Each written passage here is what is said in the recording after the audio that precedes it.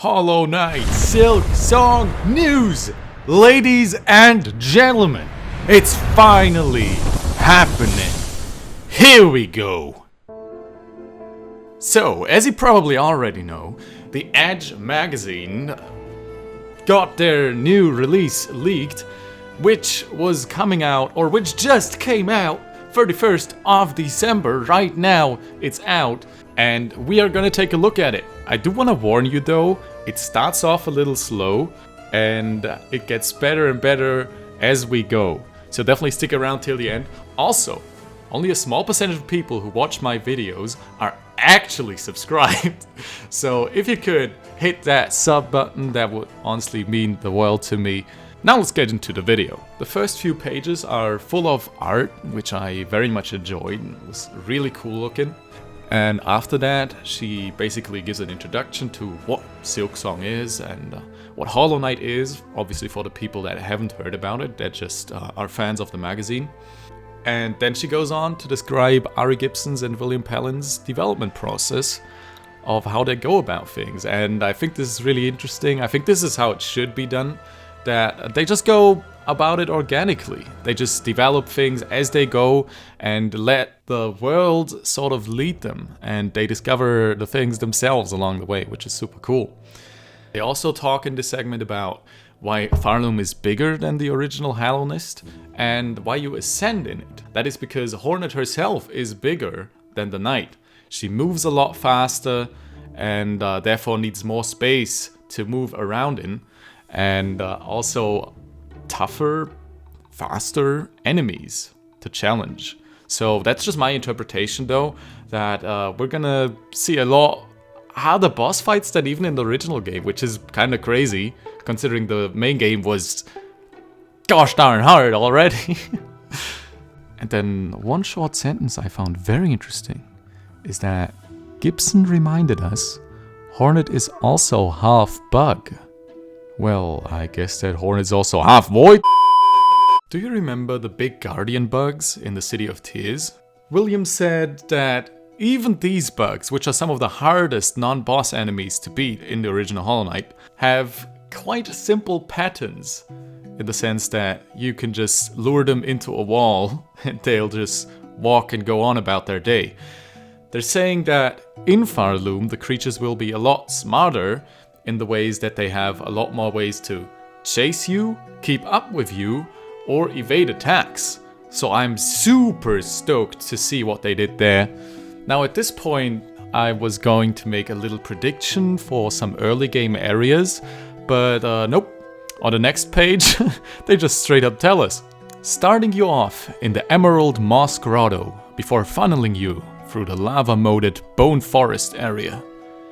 Which I'm very intrigued to hear that the Bone Forest is actually the second area in the game. That's kind of crazy. I thought it was going to be the Deep Docks, but apparently the Deep Docks are more late game, or maybe they're also early game.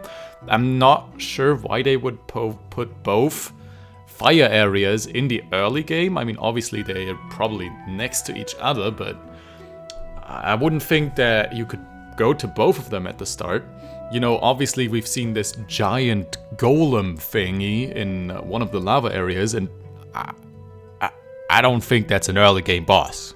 Alright? I don't think that's an early game boss, guys. Something they state now is that they weren't actually trying to make a harder sequel, so my theory from like 2 minutes ago is inaccurate, and they were actually trying to make a comparable thing to Hollow Knight, so new players could go jump in and pick up Silksong as their first game in the Hollow Knight series and still enjoy it, because it's not too hard and it has its own world, its own story. Something that really got my jaw dropping just now, I'm just gonna skip the first part because that's kinda boring, but it can never stop at just one impressive bench, Gibson says. Unsurprisingly, we ended up with like 100 different benches. 100 different benches. You know what that means, guys? The original Hollow Knight, I counted, has about 50 benches in total, okay? And they have over 100 different benches. which that doesn't mean they're all in the game, but I'm assuming like we'll have around about 100 or more benches in Farloom. If that holds true, then that means that I don't even want to say it because it sounds so ridiculous, but that would mean that the map of Farloom is about twice as big as the map from Hollow Knight, which is that I don't even know how they would do that. That's crazy. That's absolutely insane. And I don't know how they can top it after that, honestly. Wow. But in the next segment, they talk about the tools that Hornet has and what they do exactly. I think that's something for a different video though, like going into the specifics of every single tool. So yeah, if you want to know about it, feel free to purchase the magazine. I really like the magazine so far. It's really well written and also some good insight for only like, I don't know, $5 or so. So the link to that will definitely be in the description. But something I do want to mention about the toolset immediately, which I think is very cool, is that Hornet could get a spear thrown her way, and then she would learn how to throw a spear simply from watching it. That's how I interpret what I read right there. And she can just make her own version of that spear, and that's super cool. Next we get some insight into Trobio's lore. Gibson says that the idea was something like the hero enters. He steps onto the stage, utterly convinced of his own brilliance, and then proceeds to do a lot of stupid things. So I guess you could say he is the Zote of Farloom. And a nice little Easter egg is that he was voiced by Matt Trobiani, and therefore I assume the name Trobio. On the next page they say there are many other lands. I'm not sure how much we want to say, other than there's a variety of strange places that you can get to. So, is there other kingdoms than Farloom? Is that what they're saying there? I'm very confused. I don't know. Also, something he says later in the page is the initial hook is to get to the Citadel, which is at the top of the world. And then, you know, the next thing players might be presented with is get to the top of the Citadel. And then Gibson interjects, "You're saying too much." And Pelin, "Is that too much?" Very interesting. First we're trying to only get to the Citadel. I'm not sure why we're going there. And then we probably realize that something is, you know, not right. We can't do anything from here, and we actually need to get to the very top of the Citadel where perhaps the puppeteer is waiting. I don't know. But yeah, what exactly happens there? Let's discuss in the comments, guys. I'd love to hear your thoughts.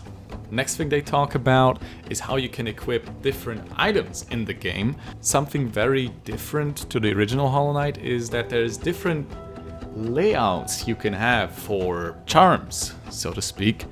For example, right here we have the Reaper layout, and there's a lot of different of these layouts where you have different slots to place items in, and you can see these items are categorized, and I think that you can only ever equip like one item of every category, or well, maybe there's some of these layouts that have several of one category, and basically you can make your entirely own build with entirely unique abilities, which is which is super cool. I keep saying that a lot in this video, I know, but it really is pretty cool, since that gives the game even more replay value than it already has.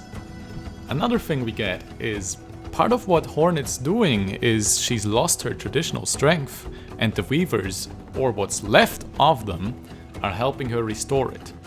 So if we go back to the original game's lore, we notice that the Weavers have basically died out. There's not that many left of them. So I think this sentence, this small part, all what's left of the Weavers, hints towards Silksong being a sequel. Because the Weavers are already like kinda gone, you know? So Silksong sequel? That would be pretty huge news. Obviously, that's not confirmed. Obviously, that's just a bit of speculation on my part. But something that is confirmed that Team Cherry has said here is that they are working on a new game after Silksong, and that is gonna be a non-Hollow Knight game. And, you know, since Team Cherry trademarked Fearless Fox a while ago, which I believe Relia and Stizzle already made, and Ravenbane already made videos on, I think it's gonna be Fearless Fox, and it's gonna have to do something with a fox. And what I'm really happy to hear is that while it's not Hollow Knight themed, it's maybe not gonna involve bugs, it is still going to have a similar gameplay loop, which I absolutely love the gameplay loop. I love the exploration of Hollow Knight, and so I'm probably gonna enjoy this other game that is gonna come out in like, I don't know, 2030 or something. I'm gonna enjoy that one too. And now for the last segment of the video, the thing you've all been waiting for, the screenshot, alright? And right here, we already have a huge monster, massive boss enemy, and Gibson says that this character's name is Last Judge. So this is obviously a late game boss, right? They also, from the wording, what I'm getting is that they didn't show her the actual boss fight, but they only showed a screenshot. So, yeah, that's pretty secret, but it's also pretty dope looking. As for where exactly this boss is, I'm not too sure. You know, obviously there's fire. That would hint towards a fire area, but I don't think it's a fire area. I think this is rather in the Citadel, because this guy's colors, this boss's colors, look something Citadel-y like. Also, there's like a harp in the background, which, you know, that's pretty expensive, and who would be able to afford that if not the Citadel, right? These guys also look very Citadel-like. Maybe they're lower cultists, they don't look too buff in my opinion. But there is 3 of them. We can see a lot of gold in the background, gold on the characters themselves. That's why I'm guessing that they are kind of the richer folks in society. Also, this hypnotic twirl on their face, I don't know what to call it, hints towards them being cultists. They probably are cultists. Next up, we have this screenshot where we can see a fly and 2 grasshoppers, and it looks like Hornet is throwing some sort of spear, which I think this is one of the tools that she herself made to fight against people in Farloom. That tells us that she's probably going to be crafting tools very early on. This looks to me like an early game area, and having a variety of attack options early on is obviously pretty dope. This looks to be in some sort of town where you can buy stuff at this shopkeep. Not much to say about that one. Then we have this very interesting screenshot with these, I don't know, these guys just doing a conga line. They're having a party.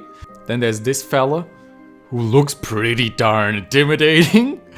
Also, it's this guy again who just keeps running around like in the trailer. So I guess he's gonna be joining us on our journey a little bit. I don't know, maybe we can like summon him to attack for us? Not sure. We also got a new screenshot of Hornet chillin'.